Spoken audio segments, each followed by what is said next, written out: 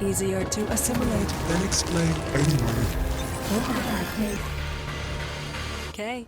With the latest and last episode of Morder Drones going live and giving us yet another jaw-dropping fighting scene and overall scenery, at least I like it, I don't care what you think, I thought it would be the perfect time to share my own theory about what or who Cyn actually is. Where did she, or rather it, come from? And why does it want to destroy planets so badly? New body, same horrors. Huh, Cyn? I don't know who that is!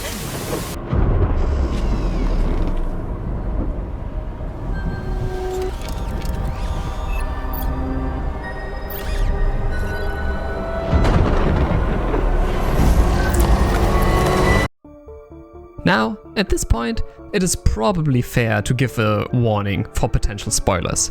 So if you haven't watched the series yet, go watch it. You also won't understand half the things I am talking about in this video if you haven't. Not only for Morder Drones, but also for other works of Liam Vickers, the creator of Morder Drones. Now, I know that there are already several videos online about Cyn's origin and Morder Drones in general, stating out in detail how Cyn came to life and what her origin is in the series itself. If you want an in-depth analysis and explanation about that, you can look up Tyromaniac or Cartoon Universe or all those several other videos. For the context of this video, however, I will just provide you with a short summary, since the clues inside of Morder Drones are pretty hidden and not that noticeable by casually just watching the show. Almost all the details to Cyn's origins can be found in the episode 5, Home, right in the beginning.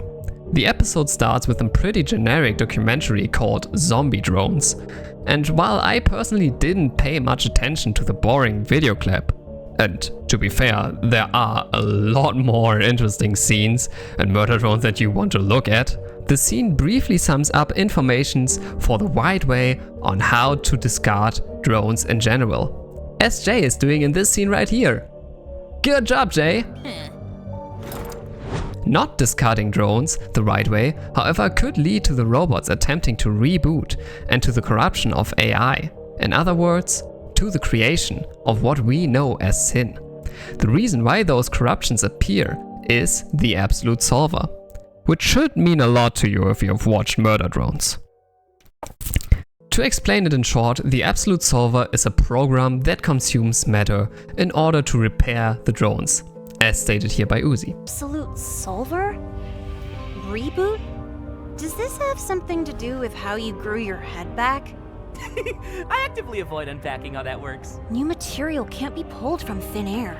If the wound is severe enough, this solver might be some sort of auto-run program to collect more matter. Yes, Uzi. Be quiet. At this point, the whole story could be at an end.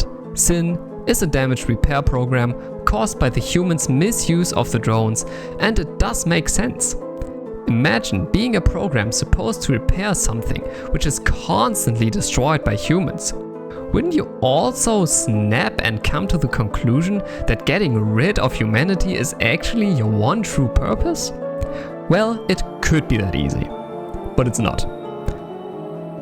Of course it's not, because there are some questions left unanswered if it would be that simple. The main story of Morder Drones takes place on the Copper system, a planet that already is uninhabitable for humans at this point. So why trying to destroy this planet? Why destroying Earth in the first place if the only goal is to repair robots? The answer to those questions lies, as far as I'm concerned, in another work of Liam Vickers. Liam Vickers? I don't know. As stated before, Liam Vickers is the creator of Morder Drones, and most people know him from that. But he also created other series and stories on YouTube. And while they are not really directly being connected with one another, they still have reoccurring themes and graphical designs. For example, Design is not an animated series like the rest of the shows I'm going to talk about, but more of an audiobook which can be found on YouTube. Links can be found in the description below if I remember to put them there. Being created over 10 years ago, Design is about a parasite taking over humans and adding strange powers to them. Kinda sounds familiar? Cyn. Also, In the one-episode series Cliffside, which is in a Western-style setting, we can already see some pretty familiar character designs. So looking at some of Vickers' older series might give some clues about his other projects. But there's one in particular, one show he worked on, that has just a ton of resemblance to Morder Drones and might give us all the clues we need to fully understand Cyn. I would even go so far as to say that this show might be the answer to Morder Drones. But I'm getting ahead of myself.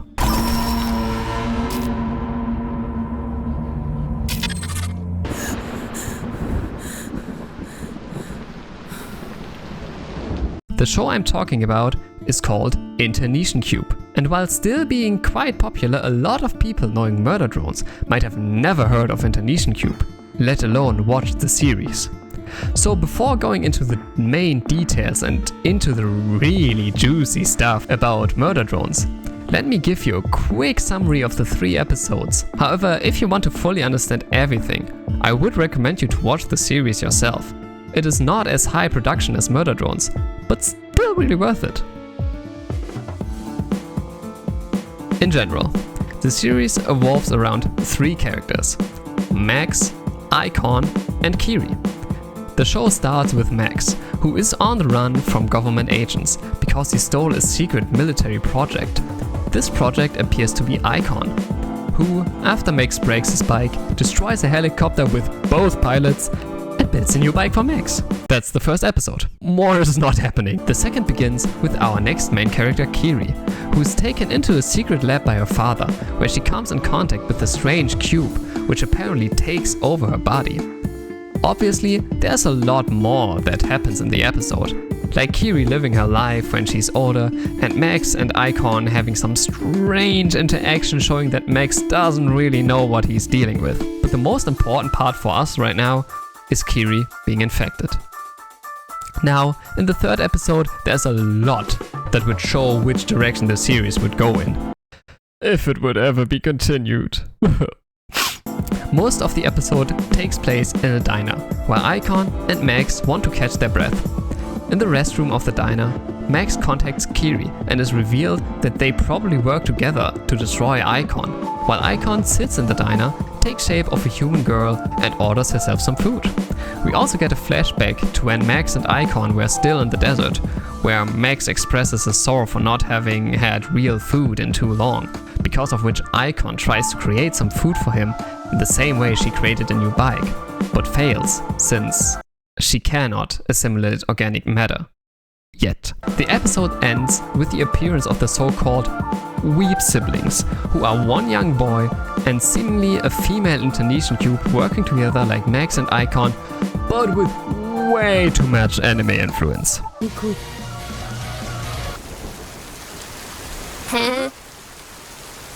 Now, you have the main plot and some ideas about Internecion Cube, but the most important part of the story are once again hidden, and the biggest question remains: who or what is Icon? Just like Morder Drones, who or what is Cyn? And the answer to both might actually be the same. Now I'm going a bit deeper into the lore of Internecion Cube, but a short disclaimer at this point. In order not to make this video too long, I will not explain everything too thoroughly. There are great videos by Tyromaniac explaining Internecion Cube in depth and giving all the references and evidence from the show.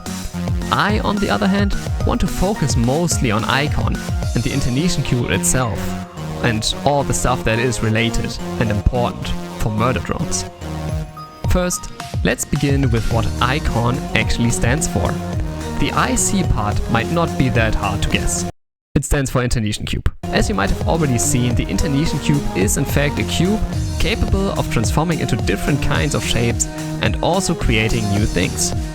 Kinda sounds familiar? The interesting part, however, is the ON, or rather 0N, at the end, which stands for number 0. Or 0 number, it doesn't matter. As we can see in the beginning of the second episode, there are several ICs with different numbers, with IC0N getting a whole big security door and section for itself. It is fair to assume IC0N therefore is the first Internecion Cube, and thus must be experimental and probably dangerous. But if that would be the case, why not calling it IC1N or Icon? Yeah, I can hear myself that icon sounds a lot better, but if creating a story with as many hidden details and story relevant facts as Morder Drones or Internecion Cube, nothing is just made to sound better. In fact, the name Internecion Cube 0 does hint that the cube wasn't created as some kind of weapon experiment, but rather found and discovered, and now experimented on to try and weaponize this god power of creating and reconstruction. Now, knowing that the original Internecion Cube is more likely something found rather than created, it makes room for the next assumption. The Internecion Cube itself is more comparable to Rogue Animal and differs a lot from the Icon we get to know in the series. Though Icon, as we get to see her when interacting with Max, doesn't mind murder and destruction at all. She always shows signs of sincere humanity. She speaks, gets embarrassed, considers herself a god, and acts out of emotional connections. She might be a difficult personality to be around, but she has a personality. The Internecion Cube, on the other hand, we only get to see once before turning into Icon, is none of that. To be fair, we only get to see the original cube acting in a very short scene where Kiri is infected, but we see the skeleton shape in the background, observing Kiri before infecting her. It doesn't even stay to watch Kiri turn. It is cold, doesn't talk, and just disappears after work is done. It makes me think of an before mentioned rogue animal as a just existing creature, or rather as a personaless creature. The cube only has two goals to fulfill. First, self-sustain, and secondly, expansion, which are like the core fundamentals of existence. Maybe the core fundamentals for everything that isn't human, with our self-harming tendencies. Yeah, humans are strange. However, this, let's say, broken to the core essential existence also makes it very dangerous. Personalities, despite causing a lot of harm sometimes, are also giving humans some kind of order, even in the extremely brutal and ununderstandable acts. And at this point I want to give a little trigger warning, because to explain this even further, I want to give you a rather extreme and pretty gruesome example. School shootings. Yes, school shootings. Looking at the act of a school shooting from the outside, they seem to be this seamless and all in all just random expression of anger on innocent students. You might ask me at this point, what does this have to do with personality? And while it is correct that the victims are random and almost always just determined by the factor of as many as possible, the place of the shooting itself is set by the deep frustration and anger the perpetrator felt in this place. If such a shooting would really be completely random, the culprit could also just walk down any street leaving behind a bloody trail. But the experience and memories they made them choose a certain place, and both experience and memories are part of personality. And now, keeping this gruesome example in mind, let's get back to Internecion Cube. The personaless cube would just go down any street, shooting left and right and taking all the victims. It couldn't choose a place to infect or kill people based on their preferences, because without a personality there wouldn't be any preferences to begin with. Personality can make someone or something dangerous, as said in the example, but also predictable and maybe even controllable, which is why I believe that one of the experiments and actions that were done on the Internecion Cube is to give it a personality, more than just giving the cube an AI, in a sense where an AI is just a self-learning and developing computer program, but also emotions, tendencies, and preferences, I guess. In this way I'm differing a little bit from Tyromaniac's videos, stating that the personality the cube gained is an influence of all the other people they infected. But keep in mind that this video is mostly supposed to be about Morder Drones, and that theories could also just be wrong. Mine could be very wrong.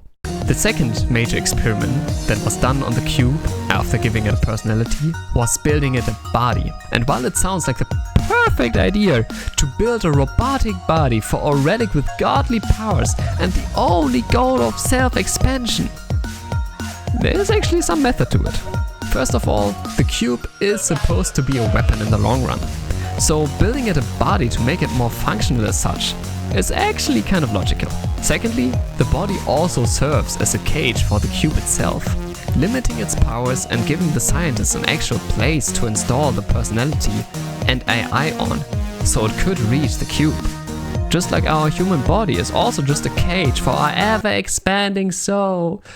I don't know why I said it, I don't even believe in that kind of stuff. However, as we can see in the show, both experiments on the cube were actually successful. Not only does the Internecion Cube has a body, but the personality still remains when Icon is in cube form. There are actual hints saying that Icon's power are limited. In this little frame right here where it says operating string Godmind not found and booting in safe mode. One other important part about this little frame here is the mentioned Godmind, which is theorized to be a connection to all infected by the cube. In other words, a way to give Icon control over an army, but more on that later. But why am I, with this video being about Morder Drones, talking in such length about Internecion Cube? Well, all of what I just mentioned leads to my first theory. The world of Internecion Cube and Morder Drones are actually the same. Now, I have to admit that there are no concrete evidence that this thesis is actually true. It is logical that there wouldn't be any kind of mention of Morder Drones in the series Internecion Cube, since it takes place around 2030 to 2038, so long before Morder Drones, which takes place in 3071, and also the other way around. There might not be any mention of Internecion Cube and Morder Drones due to the time difference. Besides the fact that Morder Drones also needs to hide all the clues about Cyn, Uzi, Nori, Doll and Yeva, while still making cranky jokes and not having enough space to include any kind of references whatsoever. Not to mention, not giving us one little clue about the construction of the drones in the first place. But maybe the fact that there are no details about the making of the drones is because of the existence of Internecion Cube. As I said before, human scientists built a robotic body, functional AI and human-like personalities to contain and weaponize IC-0N. Maybe in the same way as the atom bomb paved the way for modern and well-functioning rockets, building and creating all this for the cube was the foundation to the drones. I mean, we have the ever-optimistic, motivated and always positive N, the psychopathic V, the arrogant J, angsty teens, door obsession, so a lot of personalities and obviously a lot of robotic bodies and AI. Now let's get into the interesting part of this theory and the interesting part of this video. I alone will remain god of this world. You good, Uzi? I'm good. Better than good. I am God! Let's talk a little bit about the Internecion Cube and Cyn. Besides obvious similarities between Internecion Cube and Morder Drones, like Liam Vickers' favorite scary character creation, you can actually find a lot of similarities between the fabric of the Absolute Solver and the Internecion Cube. Before going too deep into that topic, I want to explain the difference between three things: the Absolute Solver, the fabric of the Absolute Solver, and Cyn. In Morder Drones, Cyn is presented as this main villain and pure evil, which is true in some way, but Cyn is more of a scapegoat for the real evil, which is the fabric of the Absolute Solver, as Cyn called that herself. The solver of the absolute fabric, the void, the exponential end. So what is called Cyn is actually the fabric, and Cyn was just the first host, as there were many afterwards. This is Jay's solver. This is Uzi, corrupted by the fabric. And this is Tessa as the new host of the fabric. But also the fabric of the Absolute Solver and the Absolute Solver aren't the same thing. Originally, the Absolute Solver used to be a simple self-repairing program for drones. Because what is better than Obedient Servant? Indestructible Obedient Servants. The only bad thing is that due to the mistreatment of said servants, the Absolute Solver corrupted, making way for the fabric of the Absolute Solver on the show. And attentive viewers might already know what comes next, since we have this Absolute Solver, a program that consumes matter to repair robots, and the Internecion Cube, a relic of unknown origins, which was experimented on and which has pretty much the power to make anything out of everything.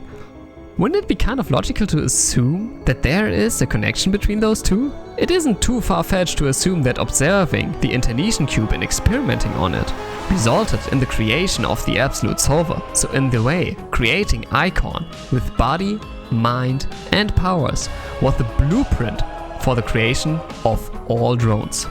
But it doesn't end here. There are even more evidence that the fabric of the Absolute Solver isn't just influenced by the Internecion Cube, but that they are actually the same.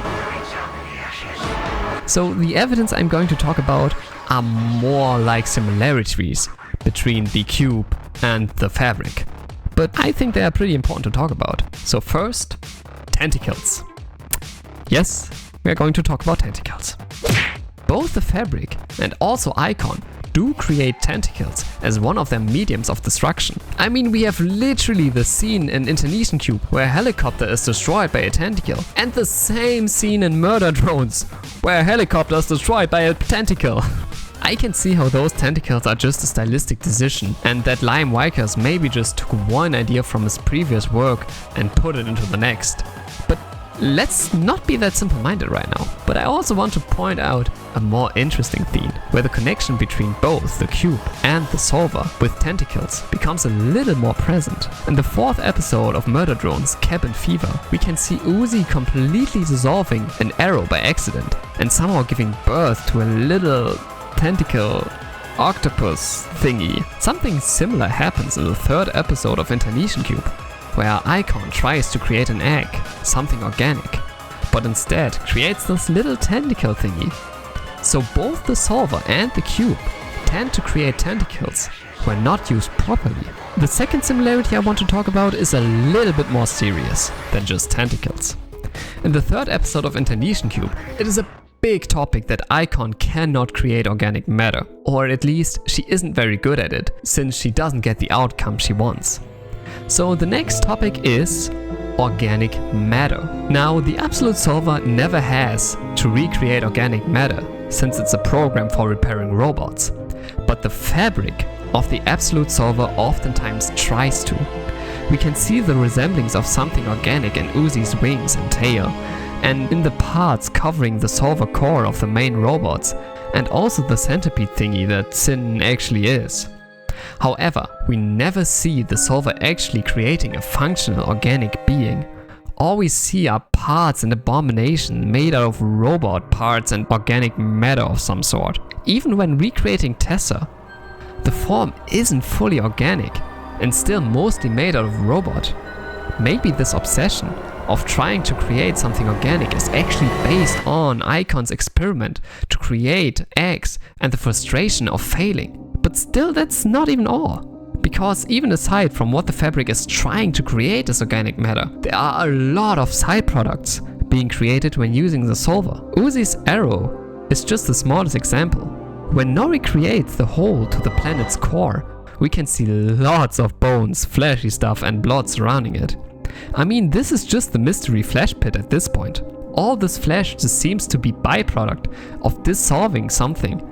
And in Internecion Cube we can see a similar thing 2 times.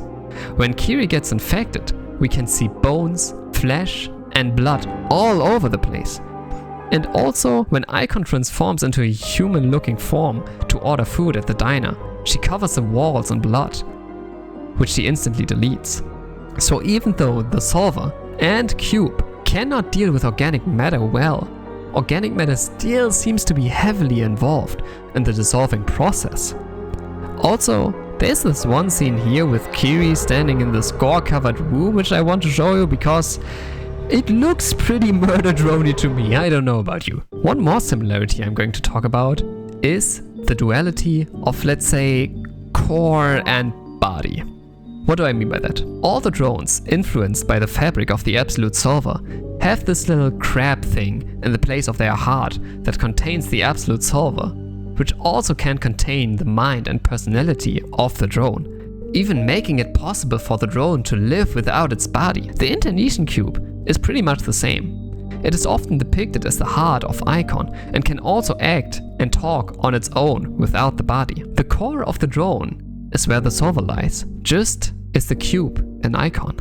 Now, while writing the script, I'm realizing myself that this is getting pretty long, and there are a lot more similarities still open to talk about. So from now on, I will talk about all this way shorter. If you want me to give more details on those topics, please just leave a comment down below. I can't promise you that I will make more videos though. So one more similarity between both the corrupted drones and the affected people from Internecion Cube is that they both have those X eyes.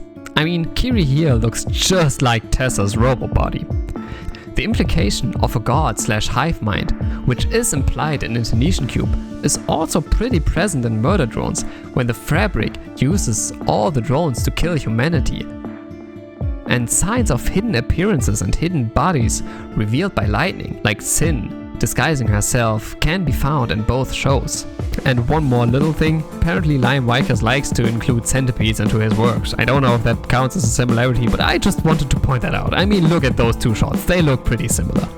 And all this leads me to one conclusion. The fabric of the Absolute Solver and the Internecion Cube are one. As mentioned before, the Internecion Cube has no personality and acts according to self-sustaining goals. The fabric of the Absolute Solver, as embodied by Cyn, seems to have a personality. It talks, it acts, it seems to have emotion. However, looking back at what Cyn does and how she acts, all her actions seem to serve one purpose, reaching the goal of self-preservation and expansion. She manipulates N, J, and Tessa until she has enough room to control them and destroy the world. Though her obsession with wearing bows is probably some leftovers of Cyn's true personality. Just as with Uzi and Nori, the personality apparently cannot be erased by the fabric completely. This theory would also answer one of the questions I asked right in the beginning of the video. If the fabric is a broken AI that tries to fulfill its purpose of repairing drones at all costs, why destroying Earth? Why destroying the copper system? Because the corruption of the Absolute Solver is actually the reactivation of the Internecion Cube and its core needs of expansion, added with a robot body and weapon system. And what a greater way for expansion for an all-consuming being with a B than to eat other planets. I mean, technically the cube or the fabric of the Absolute Solver could just create new planets. Okay. So this was just a lot of talk, and like I said, there are no definitive evidence that any of this is more than pure coincidence. Maybe Liam Vickers started Internecion Cube, but then got the idea for Morder Drones, so he used all the great ideas he had for the first show and built them into his next project. As someone who likes to create stories myself, I know that this happens. But honestly, at this point, I would use this as an opportunity. We don't really know where the story of Internecion Cube was supposed to be going. Maybe the full show was already written out, but now since Morder Drone came to an end, why not pick up an old project and rewrite it to suit a pretty beloved franchise? I mean, I would probably do that. I would milk out Morder Drones like it's a Marvel movie and just create a prequel out of the base construction that is Internecion Cube, but this video is just supposed to be about my theory. I haven't really seen any videos talking about this topic yet, so I thought I should just give it a shot. But let me know what you think. I might be wrong, I might be right, it might not even matter. It's just a theory anyway. Goodbye, buddy.